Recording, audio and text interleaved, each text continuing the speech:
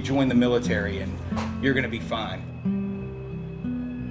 You're a kid from McKeesport and you join the military to get out of McKeesport. You do 5 years in the military, you're coming back to McKeesport. That's right. You're never going to escape that cycle because the system's set up against you.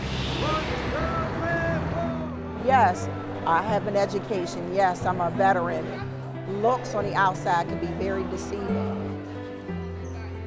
My name is Shalisa Wall, and I would like to register. Would you like to have a flu shot? I would. I was engaged.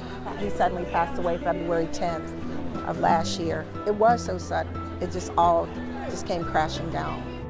What I'm dealing with at home behind closed doors is my reality. Good morning, ladies. How's everybody? Good, good. Do you get your flu shot every year? Every year. Every year? Good. My reality is I was homeless. My reality was I was jobless and had no income and had to go and apply for DHS for cash assistance and SNAP for food stamps to put food on the table for my child. That was my reality.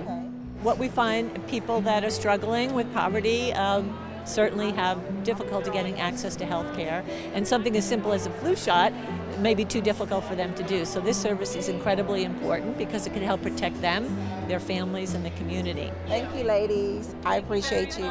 You too. Thank you. I was thrust into the situational poverty. You know, it's not my permanent situation, but it's my reality that I'm dealing with right now.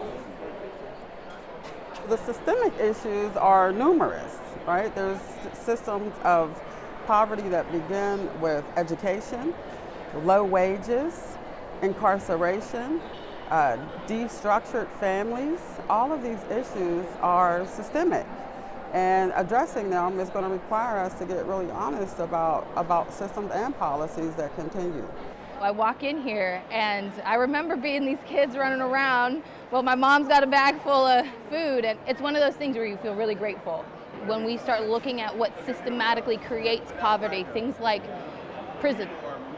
Like, I remember being a 10-year-old kid and watching my father get arrested for a marijuana charge. But they don't see the impact that has on families. Like, my dad could not get a job after he got out of prison. And all that did was systematically make sure that we stayed in poverty. We know very well that we don't have a representative democracy. So systematically, what we really need to do is we need to take back our government. When I look to Harrisburg, I need to see people who reflect my experience. I grew up in Weirton, West Virginia, in a steel mill town. Our lives rose and set on the profitability of that steel mill. And the best economic year my father ever had for a family of four was $24,000. I grew up in poverty and I didn't even know it. How did I not know it? Because I lived in a community that treated me with love and respect. If I was living in that same community today, my experience would be completely different. We would be the poor kids on the block and we would be scrambling to try to keep up. Thanks for the bag. That's a serious bag. That you got is. there. Look at that. Looks good on You get it. some applesauce? Yes, why not? My daughter loves applesauce. Thank you. Finally, one day, I said, you know what? I got to get up.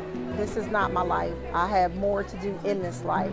And instead of being suppressed, oppressed, and depressed, I got up. I'm great. I am going with brown. I'm positive. No, I love brown rice. I really do. It's healthier. I said, I can't lay here in my mama's basement. And so I reached out to an organization called the Veterans Leadership Program, and I went in for an intake, and they couldn't help me at the time. But 3 days later, I got a call from a lady by the name of Trudy Friend, and she is the director of the Project Journey program. And she said, I'll help you. I'll help you get housing. If you want to work, I'll help you get back to work. Whatever you need, I will wrap those services around you and give you a hand up and out of your situation.